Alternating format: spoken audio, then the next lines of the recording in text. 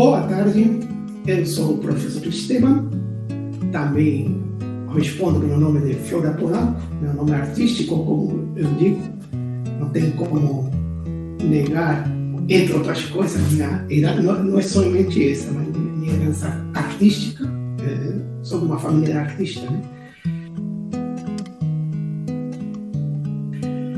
Dou muitas boas-vindas, né, às pessoas que estão aqui conectadas, acompanhando esse primeiro encontro do que é a terceira oficina de tradução literária. Esse aqui é um evento em parceria entre a UFAM e a UFSC. UFAM é a Universidade Federal do Amazonas, onde eu sou professor concursado, e a UFSC, que é a Universidade Federal de Santa Catarina, onde quem responde é a professora Andrea Sesco, né? E ela é a coordenadora do Núcleo Quevedo de tradução. É uma parceria aqui do grupo HI Literária, né, que eu coordeno, e do Núcleo Quevedo de tradução da UFSC, que é a professora Andrea Sesco que coordeno, e eu faço parte. Né? E esse segundo doutorado vai ser em tradução também, só que do português para o espanhol. É diferente, né? Mas creio que é interessante, né? Poder fazer esse jogo.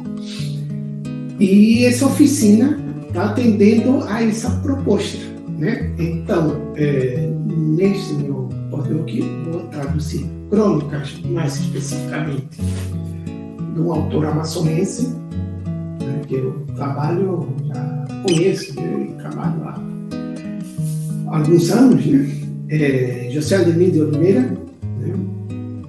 Esse é o primeiro livro de crônicas dele, chama Crônica de Manaus, né, e eu, por exemplo, gravo as transmissões e eu faço vídeo de 30 minutos, para não cansar, e a vezes, se necessário, faço 2, mas máximo 30 minutos para não cansar a pessoa, né? Aí, inicialmente, sou eu que, claro, para a gente publicar, não pode publicar só as pessoas, né? Tem que ter direito, a pessoa tem que estar com sentimento. Então, aí eu gravo, caminho para todo mundo, né? Participa, mas na hora de gravar eu edito, eu não deixo as outra pessoa que participa, põe no querer, né? Para aparecer. Mas no caso da Márcia foi que ele participava sempre e muito interessante. Sua colocação, ele já se preparava, então trazia dúvidas e propostas, né? E aí a gente convidou para fazer parte dessa terceira oficina, e aí já está oficialmente, faz parte da equipe, né? É muito interessante porque os projetos de extensão são para levar o nosso conhecimento para a comunidade, mas exatamente isso, ver que a comunidade também participe, por isso que uma oficina é excelente, né? E participe ativamente, mas a partir da próxima semana, vocês já vão receber, dessa vez eu mandei só a crônica, né? Eu tirei fotografia do livro, né? Uma crônica pequena, inicial, mas nas outras já vou mandar para vocês um arquivo, que eu trabalho com 3 colunas, foi assim que aprendi com a professora Andrea Sesco, né? Que ela que me ensinou a trabalhar com essa tradução coletiva, né? Com a professora Andrea temos uma parceria há mais de 10 anos, 12 anos, né? Desde 2011, né? Que foi o primeiro evento que eu vim aqui a Florianópolis, que foi um evento do Núcleo Quevedo. E até agora temos essa parceria e a gente tem trabalhado bastante, né? Eu vindo para cá, participando de eventos quando eram presenciais, né? E agora, assim, pela internet, muito, né? Temos uma parceria bem produtiva em termos de eventos com a Andrea, né? Bom, então, agora essa oficina, a gente viu, né, que tanto né, a tradução tanto serve para, né, a gente trazer uma literatura estrangeira ou uma língua estrangeira para a nossa língua, para a língua que a gente trabalha aqui, né? Mas também serve para a gente levar nossa produção, né, para outra língua, né? Essa ideia eu tive quando fui convidado para dar umas coisas meio estranhas, mas que são assim, né? A educação do Brasil, regida pelo MEC, é a mesma para todo mundo. E na região norte, bom, no Brasil todo tem comunidades autóctonas, né? Indígenas, ou ameríndio, como diz o professor do Rio de Janeiro, né? Bom, são comunidades que têm uma língua própria, né? E que tem que estudar, se vai estudar, né, ensino médio, no caso, né? Língua estrangeira, e na época, agora está mudando isso, né? Mas na época o espanhol era obrigatório, tinha espanhol, então ele tinha que aprender espanhol também. E é uma coisa muito curiosa, né? Na Amazônia, a gente tem muita comunidade, a maioria da população da Amazônia é autóctone, né? E que falam outras línguas. Então, alguns falam, hoje em dia muito, né? Falam português também, mas não é a primeira língua, né?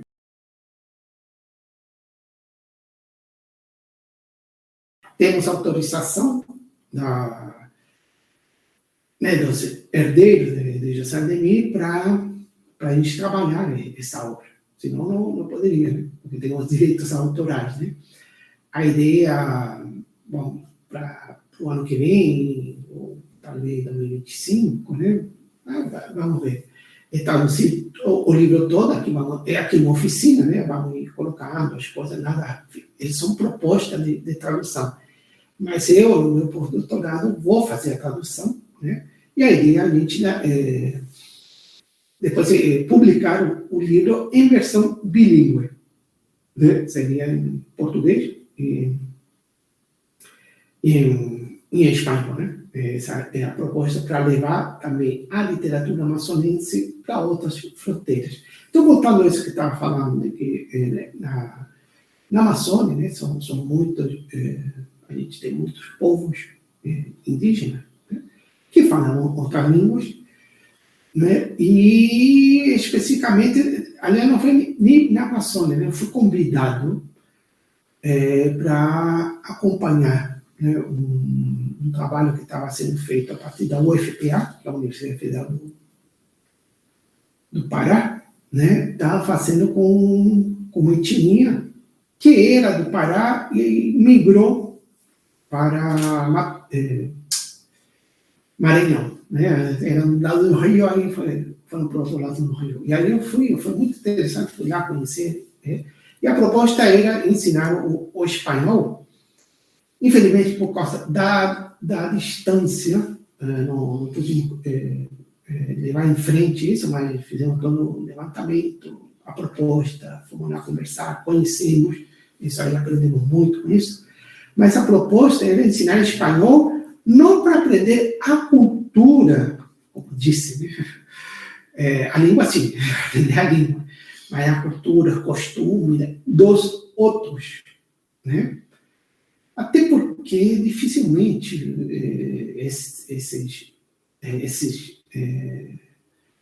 alunos potenciais, né, iriam sair da sua região para ir para outro país daqui, mesmo da América ou da Europa, né, outro país que falasse espanhol, né? Então, a proposta que eu fiz e que eu vi que era mais apropriada, isso levando em conta todo um conhecimento que eu tive de trabalhar, né, no interior da Amazônia, principalmente em São Gabriel da Cachoeira, mas em outros lugares também, né?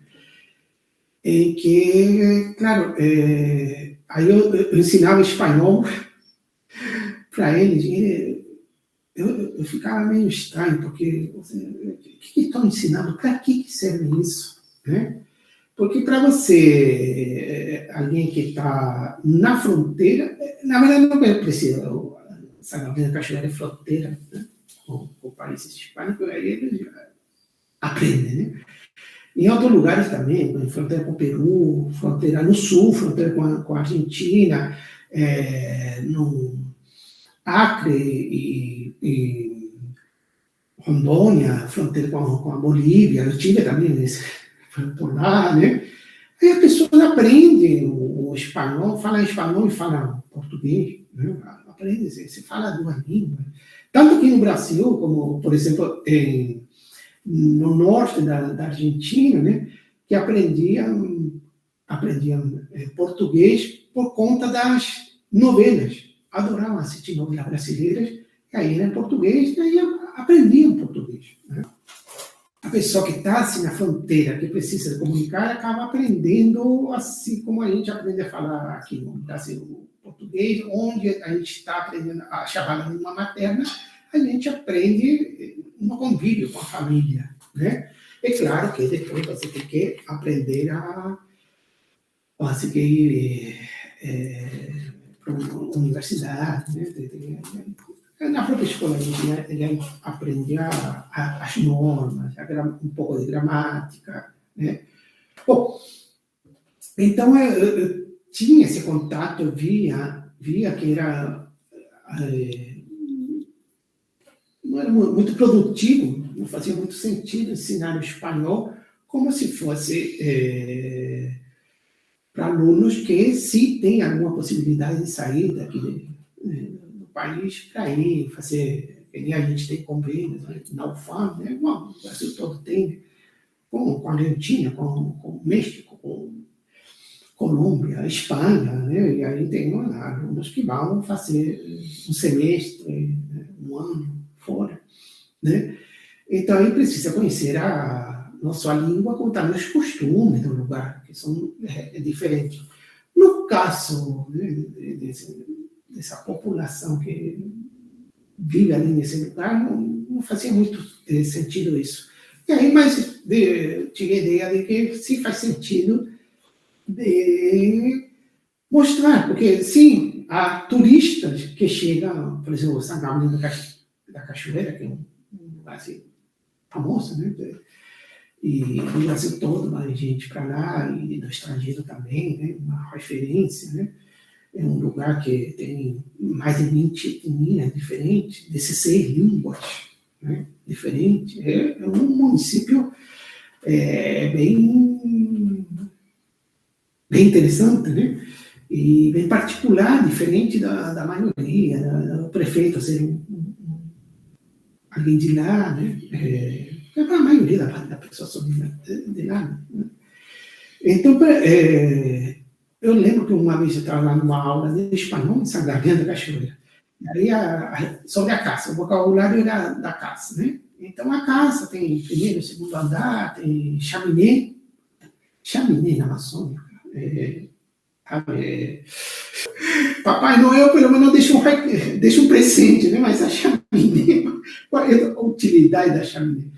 Papai Noel é meio estranho, né? Na Amazônia, tem uma crônica do Milton Atum, né? Que fala do Papai Noel do Norte, meio estranho isso. Mas, enfim, mas aí eu comecei a falar da caça, né? O vocabulário da caça, e lá não tem caça, não existe isso. Sabe? Então eu estava falando para eles uma ficção científica, né? ou ficção mesmo, literatura, invenção. Né?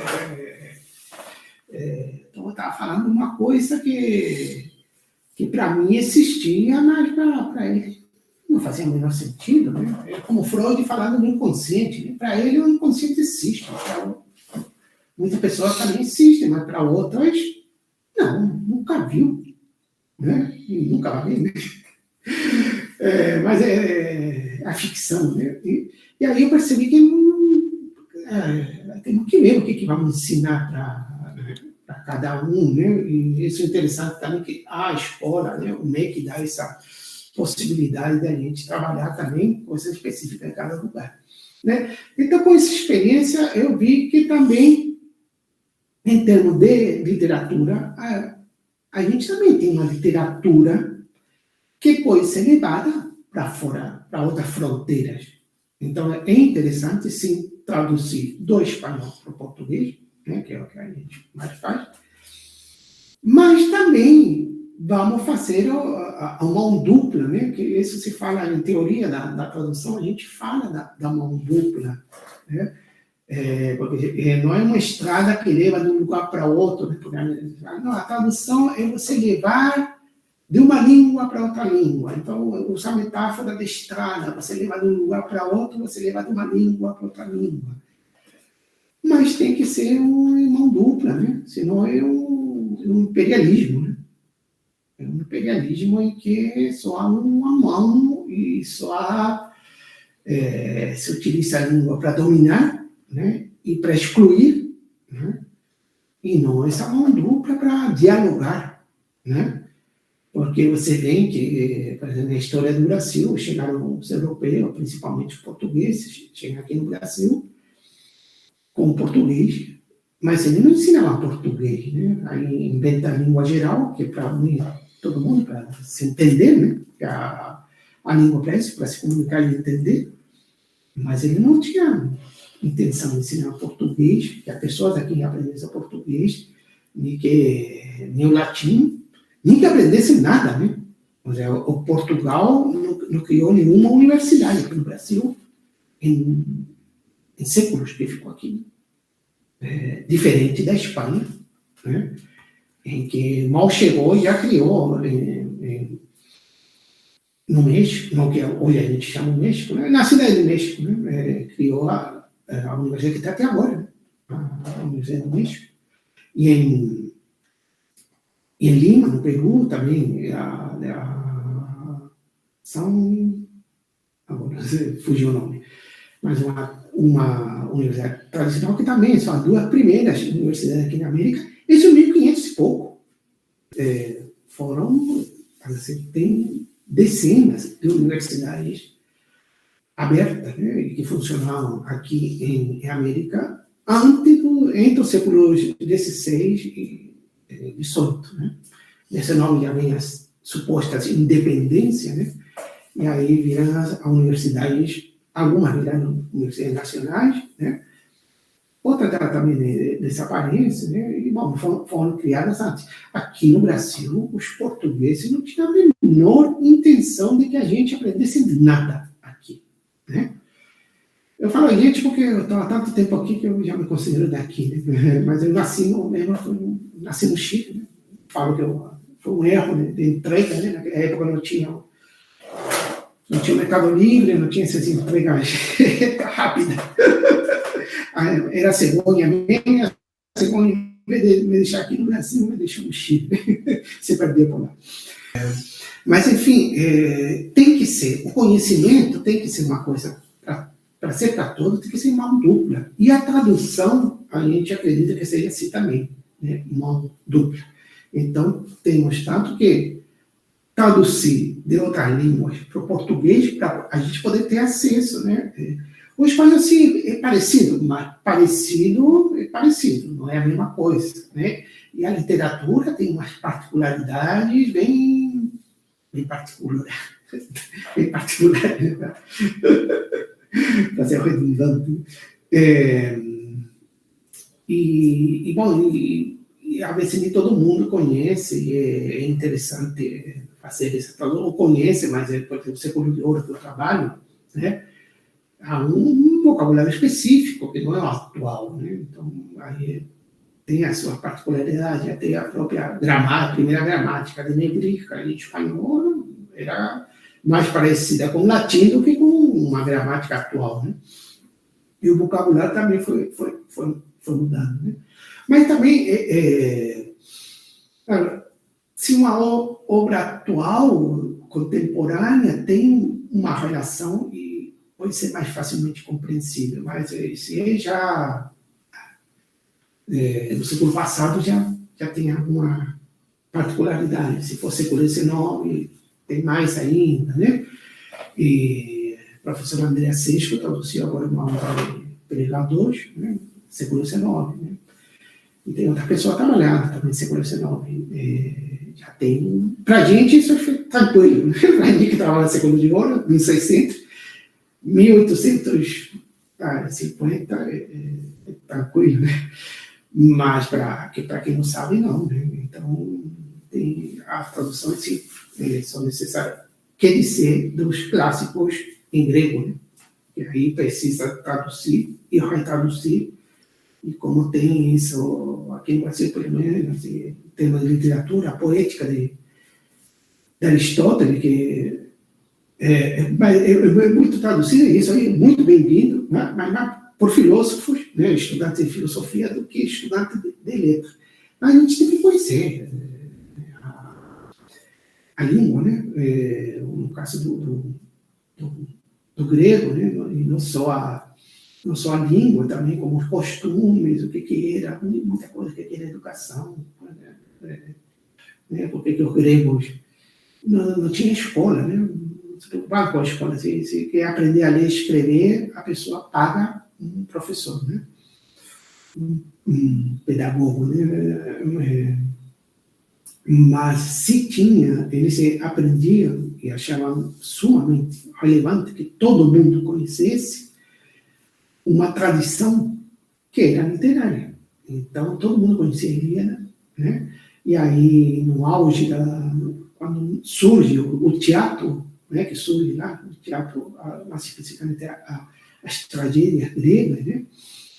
Aqui na América a gente não tinha teatro, né? Não existia teatro, né? Assim como, bom, no resto do mundo, né? Onde surge o teatro e a tragédia, né? Essa ficção ligada inicialmente com a mitologia, especificamente Atenas. A gente fala um dia Grécia, né? Mas especificamente Atenas, depois foi para outras polis, né? Que cidades e tal, mas aí surgiu isso. E existiam uns teatros para milhares de pessoas, né? Era até como futebol, né? Que faz um estádio para milhares de pessoas. Os teatros, não para tantas, né? Mas tem para 15 mil pessoas, né? Em Atenas, na proximidade de Atenas, tem teatro assim. E era para todos. E existia até um imposto que era cobrado, né, de quem tinha, que era destinado a pagar o ingresso de quem não tinha condições de pagar, porque não tinha condições, mas tinha que aprender, né? Então eles aprendiam através das tragédias, depois das comédias, né? Enfim, e até agora tem né, a gente estuda, estou orientando uma aluna com tragédia grega, né? A gente estuda, e tem mais que estudar, né? Tem mais que ler a Ilíada, a Odisseia, sabe? São bem diferentes. Mas conhecer isso, e isso a gente conhece pelas traduções, né? Porque vai estudar grego, eu tentei. É complicadíssimo, e ficava assim, um dia, meia página, né? As aulas eram assim. Né? Então, como a gente não pode estudar toda a língua, né? Eu, por exemplo, particularmente, gosto da literatura russa do século XIX. Eu leio português e espanhol, não leio. Conheço algumas palavras, com o tempo, né, a gente vai aprendendo algumas coisinhas, né? Mas não leio, né? Não leio, eu leio as traduções. Então, a gente tem que conhecer essa produção que vem de fora, né? E como a gente não fala, a gente traduz, a necessidade de tradução, mas também a gente tem que levar a nossa literatura para fora. E há público, né? A gente está trabalhando com isso, né? Fazendo traduções de obras brasileiras para outras línguas.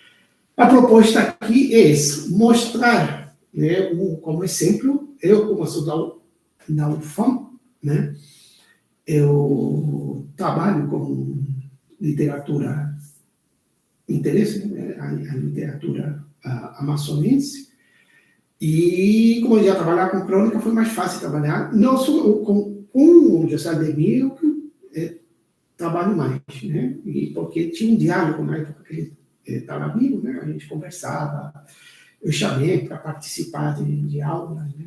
Na pós-graduação. Falava, ele, enquanto cronista, né? Da aula de crônicas, ele falava enquanto cronista, ou seja, o autor que escreve crônicas, que não é a mesma coisa o professor que estuda crônicas, coisa diferente, né?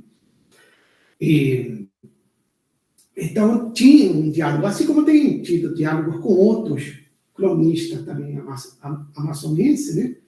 E que eu tenho escrito alguma coisa, orientado iniciação científica, né? O Danilo Sena, que há 2 vezes já chamei para ele falar de crônicas em eventos que a gente, esse ano teve um, em 2021 teve outro, ele participou, e aí a vezes a gente toca e-mail, estamos em conversa, né? É interessante também as crônicas também. Ele escreve, eu gosto muito de crônicas de antigamente, né? Aí, quando tem crônica da infância, dessa memória da infância, é bem interessante. O Milton Atum também trabalha com memórias, só que memória inventada, né? É outra coisa. O Tenório Teles, que é um poeta, escreve crônica, mas umas crônicas assim, bem poéticas, né? Certo, mais vezes, já é mais a questão indígena, a questão política, né? Mas são vozes, né, da Amazônia que se manifestam através da crônica. E é muito interessante a gente estudar. Então, a proposta aqui é essa. Para uma próxima oficina, que eu creio que essas oficinas não, né, rende, né, é interessante que a pessoa pode participar, como vai ver a partir da próxima semana. Podemos ver outros autores, né, brasileiros, né, depende do público. Inicialmente, as oficinas, né, foram, esse trabalho de tradução, a ideia era eu difundir a tradução em Manaus, né, mas tem alguns alunos, tem alguma pessoa aqui conectadas, mas são poucas, né? Eu estava vendo agora os inscritos, tem do país todo, né? Não só da Amazônia, como também, né? Do Pará, e vai passando pelo Brasil todo, e vários sistemas. Acho que é o evento que tem mais, sempre tem de vários lugares, né? Mas agora está bem diversificado, né? Tem o Rio Grande do Sul, né? Florianópolis, por causa do núcleo querendo, também sempre tem pessoas. Brasília, porque a gente tem contato também com Brasília, Ceará, né? Federal do Ceará, né? O pessoal de tradução somos pouco, né? Então a gente se conhece assim, mas todo mundo se conhece, né? Então, nesses lugares que tem, né, tradução, São Paulo, Florianópolis está com 19 anos, né, que criaram a primeira pós-graduação em tradução aqui no país, né? A ponta, assim. Tem outros centros também, em São Paulo, a USP, né? Tem gente trabalhando bem, em Brasília, a UNB, né? Em Fortaleza, né? Que está o professor Walter Costa, que também colabora com a gente. Então tem, né? E tem outros lugares que tem a graduação em tradução, mas não há pós-graduação, mas já tem a graduação, ou está trabalhando, a UFPA, né? Está muito interessada na tradução, tem vários mestres, doutores que vêm aqui para Florianópolis, e conhecem todos, né? Porque querem abrir lá na UFPA também a tradução, né? Então, é um movimento do país todo. E esses eventos que são transmitidos online, né, pela internet, facilita isso, né? Esses eventos que a gente faz aberto, né, possibilita que se conectem pessoas de outros lugares também, né, interessados e que acompanham, para a gente dialogar. Certo? Então, essa seria em forma de introdução.